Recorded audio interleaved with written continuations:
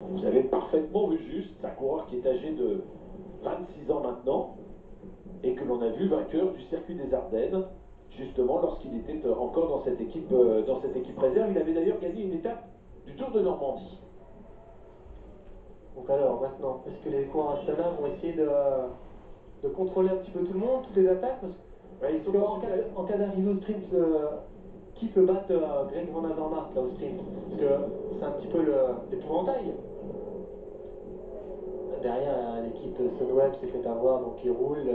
L'équipe à Team Wallett. Il roule là, c'est un coureur qui... Ah oui, pardon, Il y a j'ai cru... personne à l'avant Oui, aussi. oui, non, ils ont personne devant. Sunweb. Hein. Ouais. Ils ont Matthews certainement encore dans le peloton, Michael Matthews. Allez, une douzaine de coureurs aux avant-postes. On vous rappelle qu'une seule équipe compte 3 coureurs, c'est la formation Astana, qui est un petit peu l'équipe incontournable avec Valgren, avec Gatto et Lutsenko, dont il faut évidemment se méfier. Ils ont un peu la clé. Le grand gabarit de la formation Bora, c'est Daniel Hoss, que vous apercevez en 3e ou 4e position. On va avoir Matt maintenant. Sur Nicole Brelli, oui, voilà, Oui. un coureur rapide qui peut jouer la victoire à Greg Van Avermaet en cas d'arrivée au sprint, mais aussi Matteo Trentin qui va très vite. Voilà, c'est des coureurs. Alors que Yves Lampert se fait reprendre par l'avant-garde du peloton. Yves Lampart qui avait fait tout à l'heure l'effort, mais qui malheureusement a recollé au groupe de tête au pied du Bosberg. Ramon Tinkeldam, le champion d'Hollande, fait l'effort pour rentrer. C'est un peu tard. C'est un peu tard, ouais, mais bon. Dans la bosse, Arnaud Demar n'a pas pu suivre les meilleurs, malheureusement. Ça s'est fait à la pédale. On a vu l'écart sur cette vue d'hélicoptère qui est quand même important. On nous indique 36 secondes d'avance pour les hommes de tête. Daniel Hoss qui vient prendre un relais. Avec Valgren. Tout le monde passe, ça reste assez... Enfin, tout le monde passe, c'est un bien grand mot, mais ça reste assez fluide quand même, hein, à part Oliver Nassen qui demande à Seb Van Mark qui se retrouve un petit peu à l'arrière là, qui attend peut-être d'attaquer. Ah, alors que Je suis là... pas sûr que Wout van Aert passe. Hein. Si, On l'a vu tout à l'heure, si ouais, c'est ouais. vrai. C'est Seb Van Mark qui reste à l'arrière là. Voilà, on le voit, 2h51. Ouais. Là, voilà, ça s'arrête tout, là ça va attaquer. Voilà. Lutsenko qui est à l'arrière de ce groupe pour la formation Astana. Et l'un de ses coéquipiers vient d'attaquer. Oscar Gatto. Alors que c'est une fois de plus Stibar qui fait l'effort. Van Aert. Pas avoir d'effort, hein, Wout Van Aert. Oui, Wout van Aert, effectivement. Il pourrait se contenter de suivre. Hein, Qui demande à Oliver Naesen maintenant de prendre son relais. Daniel Hoss dans la roue de Naesen. Est-ce qu'un coureur va réussir à fausser compagnie à ses compagnons d'échappée avant l'arrivée? C'est vraiment... c'est assez tendu quand même. Il y a 10 coureurs, il reste 8 km, mais il n'y a plus de difficultés désormais. Toutes les difficultés ont été franchies direction Ninov où sera jugée l'arrivée de ce Newsblatt qui aura donc patienté jusqu'à ce mur de Grammont pour enfin voir les grands favoris se dévoiler. Il y a eu des attaques auparavant, hein. Il y a eu quand même des attaques, mais à chaque fois on n'a pas eu le sentiment que les échappées qui se développaient se donnaient une chance quelconque comment dire, de rivaliser avec le peloton. Greg Van Avermaet à 2 reprises s'est retrouvé aux avant-postes. À chaque fois, il s'est rapidement découragé. Enfin, il a surtout constaté que tout le monde le surveillait, le marquait, restait sur son porte-bagages. On a eu notamment cette échappée où figurait aussi Arnaud Démare, Oliver Naesen déjà. Ce qui nous fait penser d'ailleurs que Naesen est très fort aujourd'hui, hein, quand même. Parce qu'il a été dans tous les bons coups. Et on le retrouve ici à nouveau en tête avec son compatriote Greg Van Avermaet. Compatriote, mais adversaire. Naesen, le champion de Belgique, n'oublions pas, a rejoint l'équipe AG2R La Mondiale depuis l'année dernière et on le voit ici, il est absolument impérial. Daniel Hoss et Greg Van Avermaet l'ont probablement compris, il ne quitte pratiquement pas ses roues. Ça rogne. On a vu, hein, ça va être une attaque. Allez, attaque à nouveau cette fois-ci. On a Astana, C'est Valgren, oui, qui y va. Et Oliver Nassen qui saute dans la roue. Et il est vraiment fort. peut-être pas intelligemment, mais en tout cas il est fort. Parce que là, il est en train de faire tous les efforts, c'est lui qui roule, c'est lui qui va chercher les coureurs. On a envie effectivement de lui dire d'en laisser un petit peu aux autres. Ah, il se préoccupe pas, il continue, hop, il double, il roule encore. Hop, il demande le relais à Van Avermaet ne veut pas passer. Il a bien senti que Oliver Nesen était très fort, donc il surveille. C'est Et est-ce que ça va permettre, ce petit jeu du chat, du chat et la souris en tête de course, est-ce que ça va permettre au peloton de se rapprocher? On n'a pas l'impression, hein, toujours 35 secondes à 6 km 5 de l'arrivée maintenant. Et on a toujours Seb Van Mark de l'équipe EF Education First en dernière position, qui attend. Nesen qui me paraît bien tendu, bien énervé. Oui, on l'a vu faire des Il grands harangue gestes. encore là ses compagnons d'échappée pour essayer que tout le monde puisse prendre des relais. Il a l'air d'être le plus fort, hein.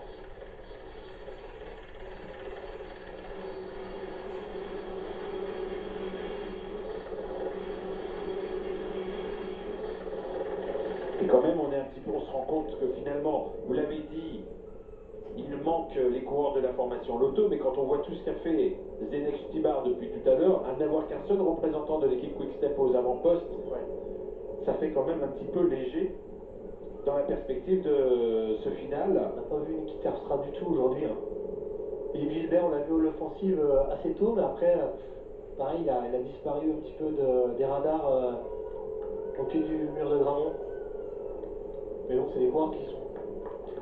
Ah, c'est que la première des Flandriennes, il reste encore beaucoup de classiques, mais on aime bien, les coureurs aiment bien être quand même en forme, se montrer dès l'ouverture, comme ils disent.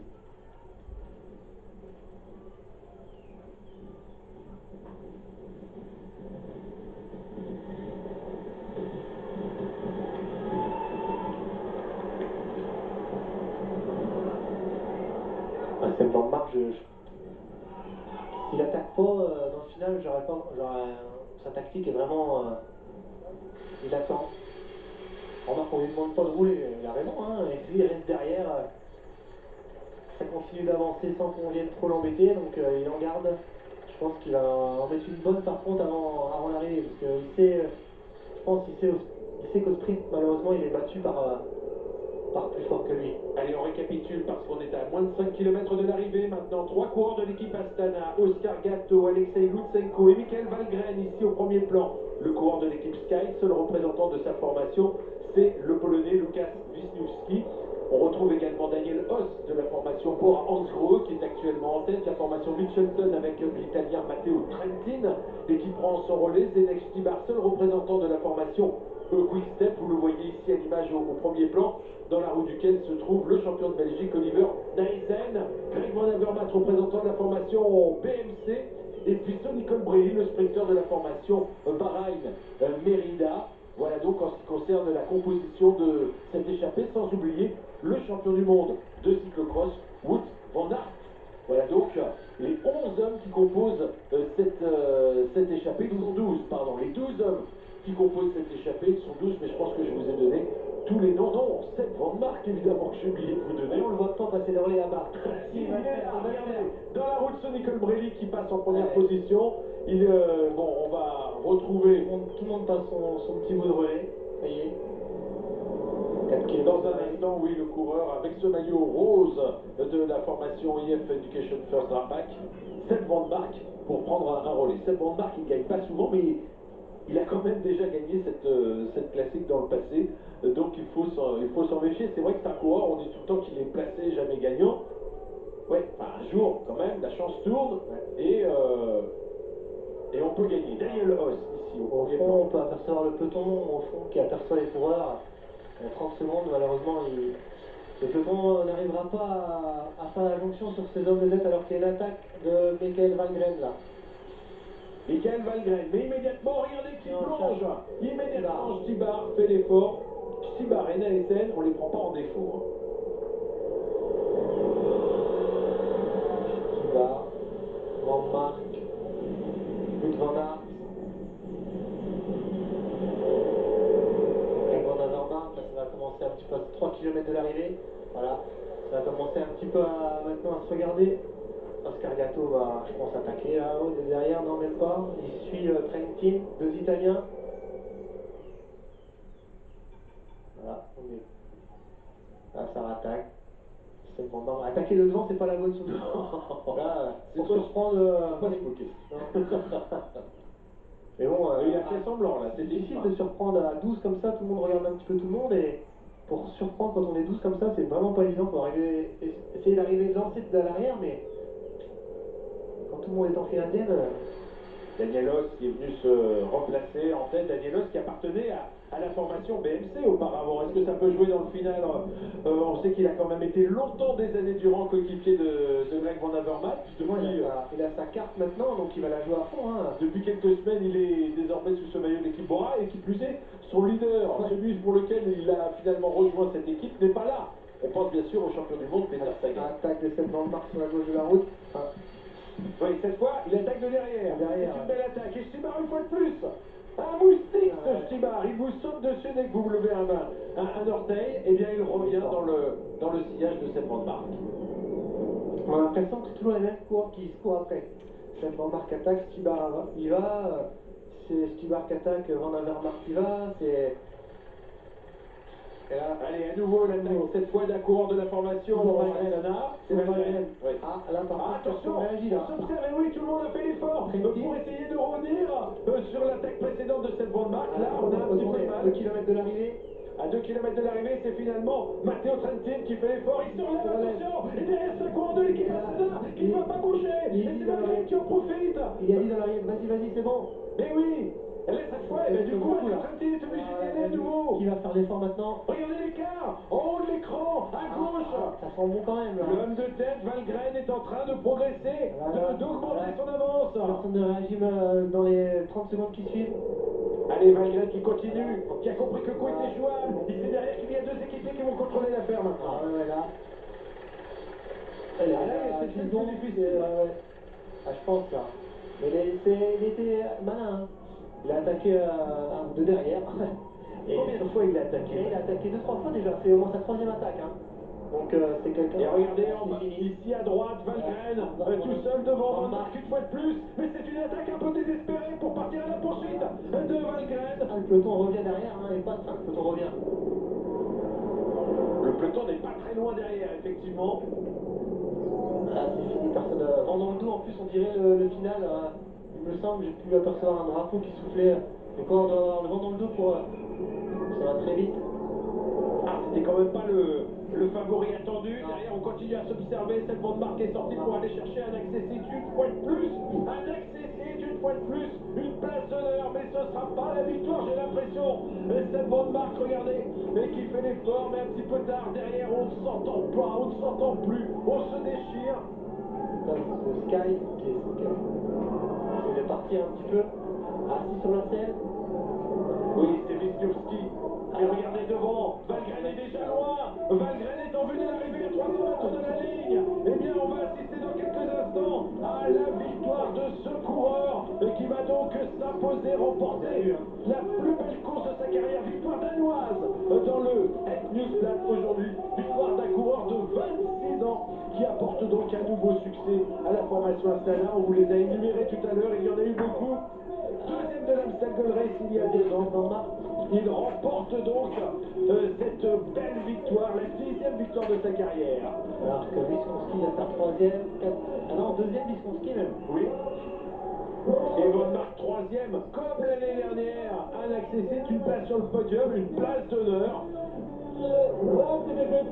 Et vous avez vu derrière Philippe Gilbert qui est allé chercher avec le retour du peloton une 5e place sur la ligne d'arrivée. On est éreinté, fatigué mais heureux chez Astana avec ce succès obtenu par Michael Valgren ici à l'arrivée du Etmoustat.